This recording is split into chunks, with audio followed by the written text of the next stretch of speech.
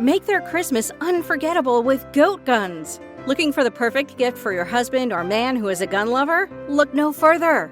Goat guns are the greatest gift of all time miniature gun models. They are the perfect blend of quality and detail. From pistols to rifles, there's a goat gun for every collector, history buff, or gamer. Whether for display or for a fun collecting hobby, goat guns will bring joy and excitement to him. Surprise your loved ones this Christmas with a goat gun, the ultimate gift that won't disappoint. Shop at goatguns.com. Welcome to the Human Capital Innovations Podcast. We're your source for personal, professional, and organizational growth and development, where we share original research, explore industry trends, and interview executives and thought leaders from across the globe. We hope you join us often for practitioner-oriented content around all things related to leadership, HR, talent management, organizational development, and change management. Maximize your personal and organizational potential with Human Capital Innovations Podcast.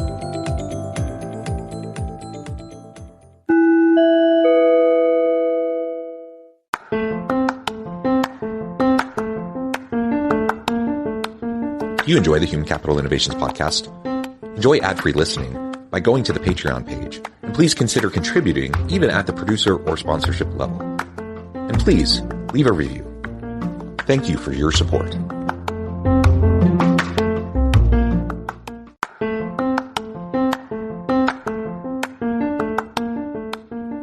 Welcome to the Human Capital Innovations Podcast. In this HCI Podcast episode, I talk with Greg Sloan about how the pandemic has shifted how employees are evaluating their work and their purpose.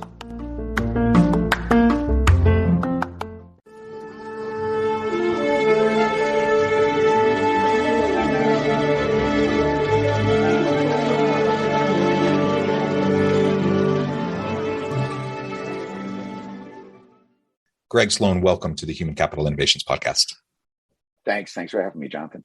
It is a pleasure to be with you today. I'm really excited to have a nice conversation around how the pandemic has been shifting the way employees are evaluating their work and their purpose.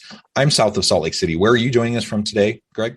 Today I'm actually in Sedona, Arizona. I'm typically in Atlanta, Georgia, which is where we live, but we had the opportunity to move our son out to graduate school in Arizona and took some time off. Oh, that's wonderful. You traded hot and humid for dry and scorching heat, it sounds like. Yeah, we were a few days in Flagstaff, which the weather at this time in Flagstaff is amazing. Sedona's a little warmer, and then we head down to Phoenix, which is going to be, of course, really hot. As we get started, I just wanted to share Greg's bio with everybody. Greg Sloan is a serial founder and started his first business nearly 30 years ago. In 2006, he found himself at the peak of his professional career as a vice president for Goldman Sachs, the premier brand within the investment banking and wealth management industry. He was 37 years old. Personally, he was miserable, and his marriage was on the rocks. In December of 2006, he and his wife, Catherine, spent the weekend in a cabin in the mountains in North Georgia. They took a handful of books and a series of self-reflection exercises. That weekend, they each discovered their unique purpose in life.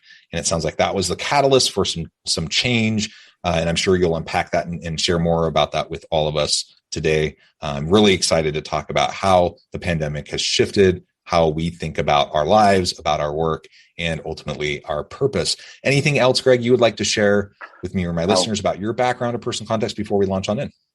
No, that's a great setup. The timing was probably more summer of 2006 when I started this whole, existential crisis, if you will, but it really culminated in December of that year. And look forward to unpacking.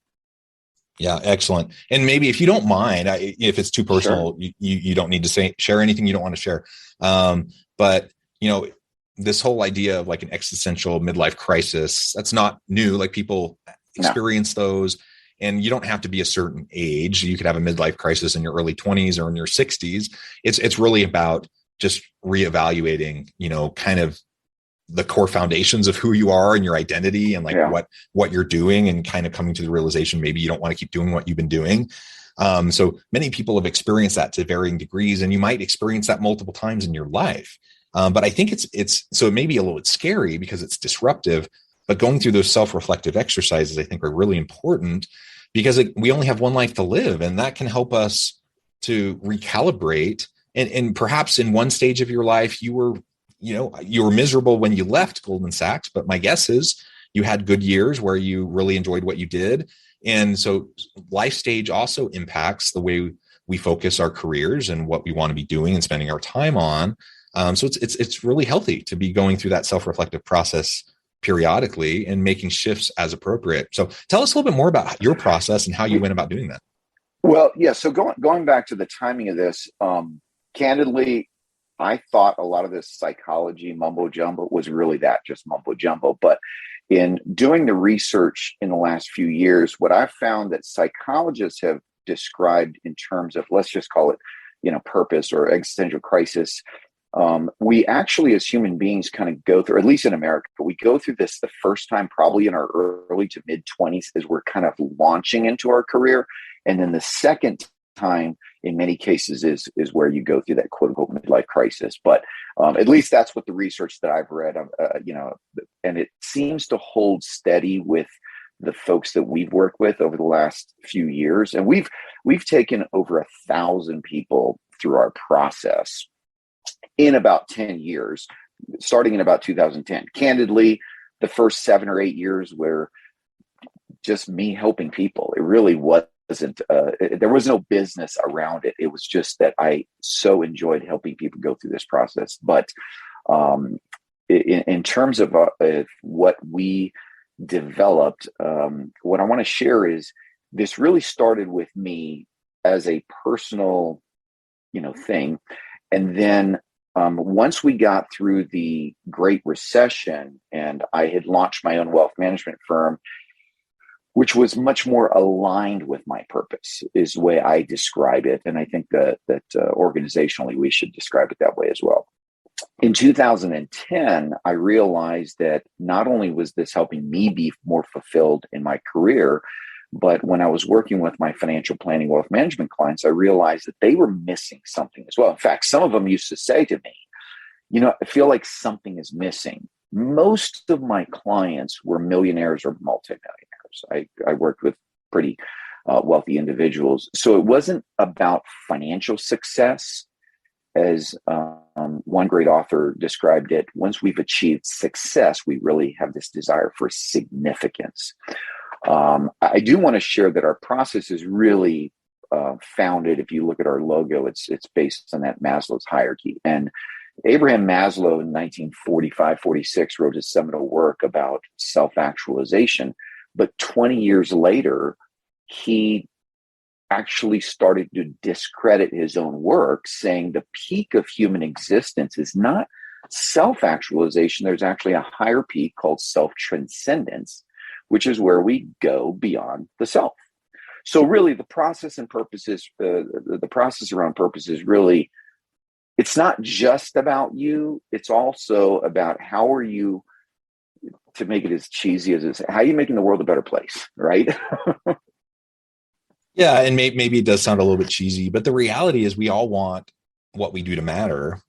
And, there are times we can get caught up. Again, it largely depends on life stage, because people have different, priorities and areas of focus at different points in their life. But, assuming you have your basic needs met, you have, Correct. As you talked about with Maslow, I mean, you have some of those basic things. So you're not worried about where your next meal's coming from, or you're going to be cold tonight. If those needs are met, then very quickly people start to get beyond, kind of the ego-driven types of things, and they want to do stuff that matters, that they've derived meaning from. They want to help people. They want to make the world a better place. They want to help organizations be more effective and efficient. There's lots of different things that people can derive meaning from. There's no one, thing to get to purpose and meaning, but we each have to define that for ourselves. And unless we're going through that process, we're just, over time, we can find that what we were doing that we loved shifts into something that we are now doing that we despise or resent or even hate. And of course, that's not going to be healthy for our mental health and just carrying on. Like you said, it has impacts on your family life. It could have impacts on a marriage, on your relationships with friends and family, and all sorts of things.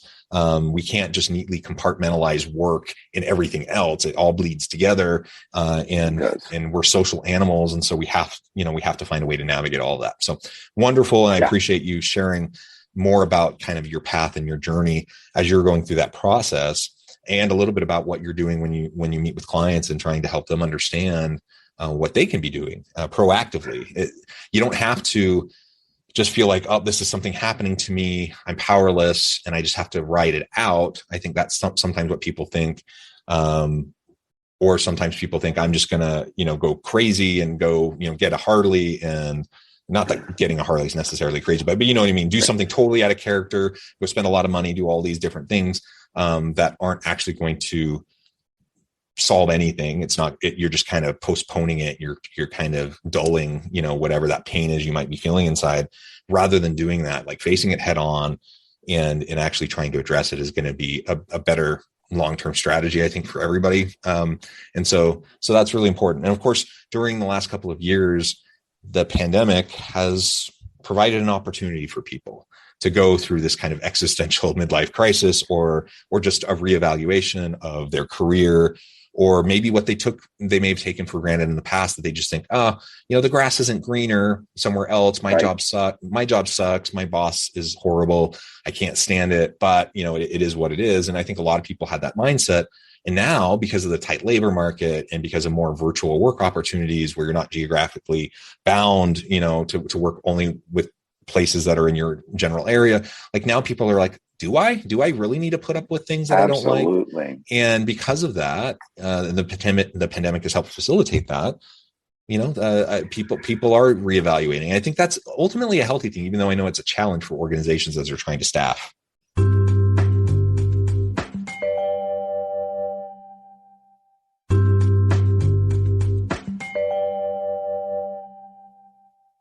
Yeah, and obviously there's an opportunity. One thing that we've discovered in working with individuals, and most of the people that we work with are in a work context, just to be clear about that. But as individual workers, I'll call us all workers.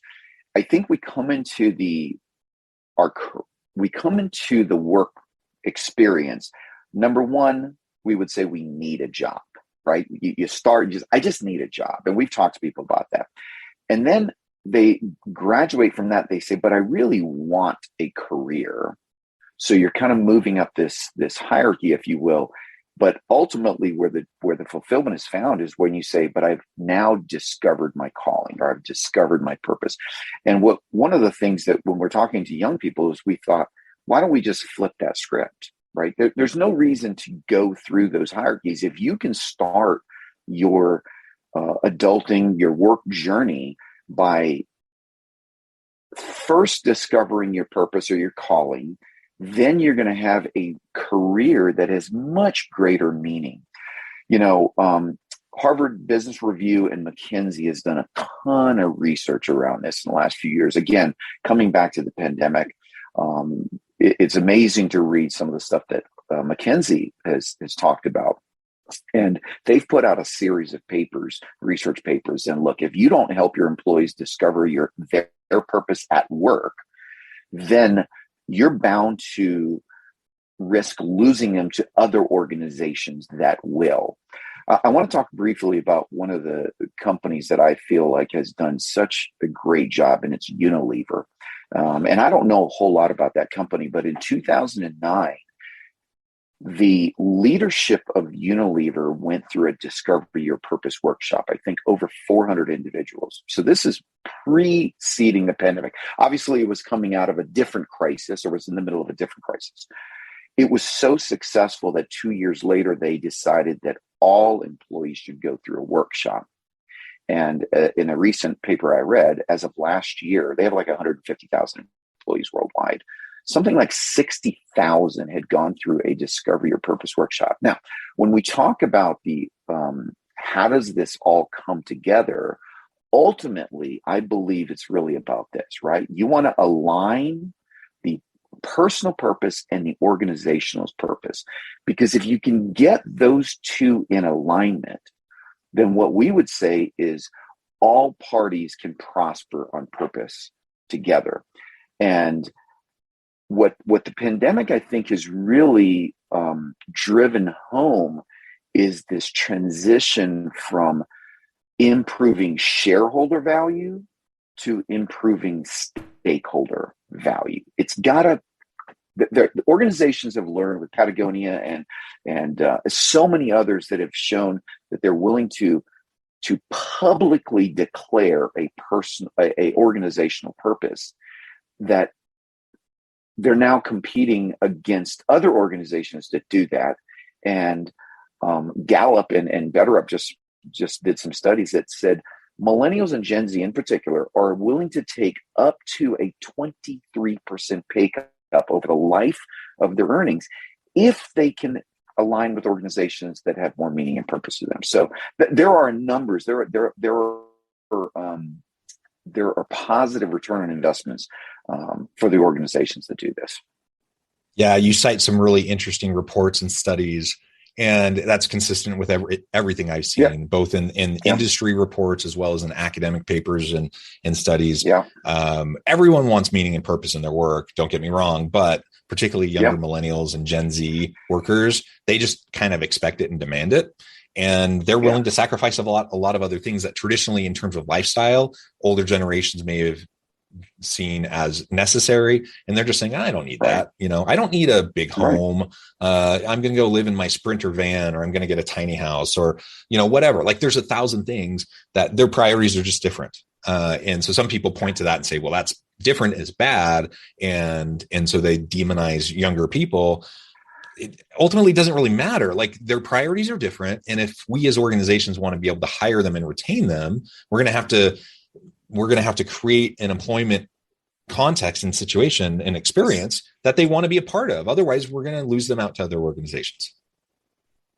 Yeah. And again, so I spent 25 years as a financial advisor, wealth advisor. And I think the general thought was, for my senior level executives, is they had to go through this challenging career for 15, 20, 30 years, whatever it was, of, I don't want to say misery, but they were struggling and coping so that they could reach they could get that brass ring, which is the quote unquote retirement. Then they could have a more fulfilled life. And as you can probably imagine, many of them don't make it that far, right? You get into your 50s and you're physically not healthy, or not only were there a lot of individuals that passed away prematurely and before retirement, but just even if you were able to make it financially into that retirement, you're not healthy enough to really enjoy the lifestyle that you hope for. So again, I think we in this new era have an opportunity, and particularly with technology. Look, technology has really changed the workplace, I think, for the better. Personally, I was one that didn't really ever see myself in a work from home in a remote situation. The pandemic forced me to readjust. So I actually sold my company in January of 2020 and worked with the new organization for a year during the transition. Well, 3 months into the sale, the pandemic hit, and everyone was forced to go work from home. And I just had this panic attack thinking, I'm not going to be successful, because I've just never been able to be productive in a work from home environment. But what's that old saying? Invention's the mother of necessity is the mother of invention. And being forced to work from home, about 2 or 3 months into it, I thought, wow, this works. And when you think about the generation that comes, I'm 52 years old. When you think about that generation that comes behind us, my kids are 22, 24, and 26. It's nothing for them to think of a work by having a Mac in front of you. And of course, this is what work looks like. So we have a great opportunity to really change the landscape. Those of us that are in this space, I come from a finance background, and I'm now into this sort of HR work environment. And it's really been eye-opening and been fulfilling for me to incorporate not just the financial components for the company and for the individuals, but also the fulfillment and being more purpose-driven and purpose-centered.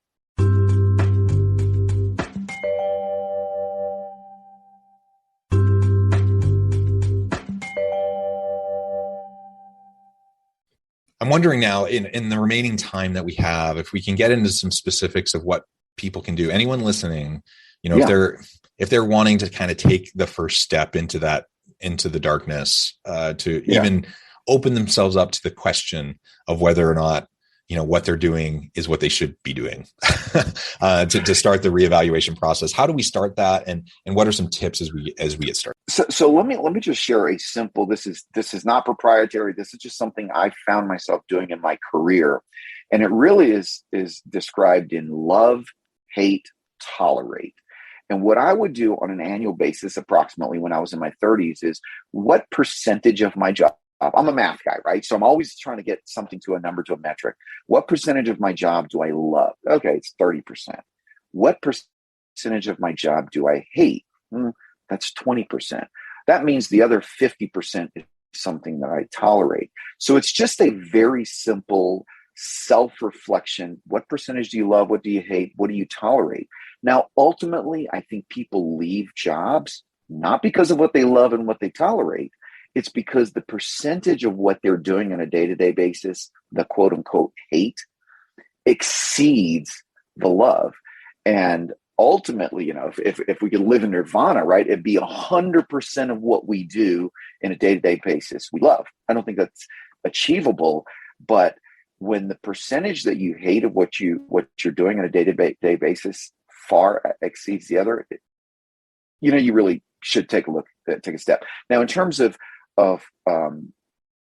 personal purpose, number one, Americans, and I think this might be a global statistic, but 70% of human beings, when you describe the word purpose, their mind goes to their work. 70%. That means 30% of us, think about nonprofit and family and some other things. But so for organizations and for individuals, you're not alone, and it's common to be in that place to really think about it. There are, of course, numerous ways. If you just Google, how do I find my purpose? There's tons of ways to do it. Obviously, we use software. We use a self-guided program. We sell it to organizations. But it starts with really that point of self-reflection and using my little love, hate, tolerate. I would say start there and really then say, okay, now that I realize it's not what I was designed for. We define sort of purpose as the best definition of the best version of me. And you want to get there, right? Everywhere from Maslow. I listened to one of your other podcasts, by the way, and one of your guests talked about eudaimonia and the Greeks talking about really there were two things that we in life make decisions about. We either make hedonic decisions, which are self-centered, focused on us, and that's fine. I mean, I'm going hiking later on. That's kind of self-centered. But then there's eudaimonic decisions, which are other-centered. And we as human beings have to have a balance between how much are we focused on our personal success and fulfillment, and then how much are we focused on making the world a better place. So I love that framing. That is fantastic. Greg, it has just been a real pleasure talking with you. I know at the time I'm going to have to let you go here in just a few more minutes. Yeah. But before we wrap things up for today, I wanted to give you a chance to share with listeners a little bit more about how they can get connected with you, how they can work with you and your team, and then give us a final word on the topic for today. Yeah. So connect with us. I'm pretty connected on LinkedIn, Greg Sloan. The company is Go Beyond. Our website is trygobeyond.com. We sell into organizations, both large and small. Final topic for today. Well, let me share my purpose. My purpose is I've really honed it over the years is to help creative leaders figure out how to leave a mark. And we as individuals, again, going back to the human existence, we want to know that we matter, right? I think of the rock or the tree that says Joe was here. And the reality of life is do what it takes so people can look back and say, yeah, John left his mark. He really changed. One of the greatest leaders I think we can all agree upon is Steve Jobs in the no one will ever forget what he did to change the way we operate. And this vision that he had many years ago, I would say when you look back at it, he accomplished his purpose because he really changed the way technology, he really changed the way we interact, the ability to build a beautiful product that's functional and enjoyable. So do your thing, man. Everybody go out there and live on purpose. That's sort of my final remark. I love it. Be bold, be brave, follow your purpose. I love your way of thinking about the percentages of the work that you do, because we all do things that we don't necessarily like so much. It's not a matter of part of it. It's part of it, right? We can't rid ourselves of everything that we tolerate or we don't necessarily like. But if you're way out of whack, if you're way out of balance, look for ways to recalibrate that. And in some cases, that means a new job. That means a career shift. That means new opportunities. In other cases, that might just mean picking up a new hobby, trying other things that can bring you additional meaning and fulfillment. It's different for everybody. So ultimately, be willing to explore that and embrace it. It's not something to be fearful of. It can bring more satisfaction in life. And sometimes it's not a new job. It just might be a new role in your organization. So absolutely. Greg, thank you so much. It's been a pleasure. I encourage listeners to reach out, get connected, find out more about what Greg and his team can do for you. And as always, I hope everyone can stay healthy and safe, that you can find meaning and purpose at work each and every day. And I hope you all have a great week.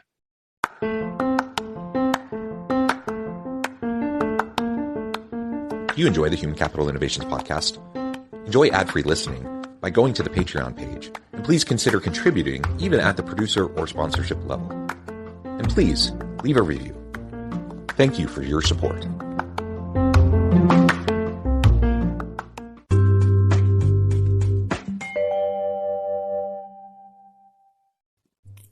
Thanks again for joining us for this episode of the Human Capital Innovations Podcast. I hope you stay healthy and safe and that you have a great week. Make their Christmas unforgettable with goat guns. Looking for the perfect gift for your husband or man who is a gun lover? Look no further. Goat guns are the greatest gift of all-time miniature gun models. They are the perfect blend of quality and detail. From pistols to rifles, there's a goat gun for every collector, history buff, or gamer. Whether for display or for a fun collecting hobby, goat guns will bring joy and excitement to him. Surprise your loved ones this Christmas with a goat gun, the ultimate gift that won't disappoint. Shop at goatguns.com.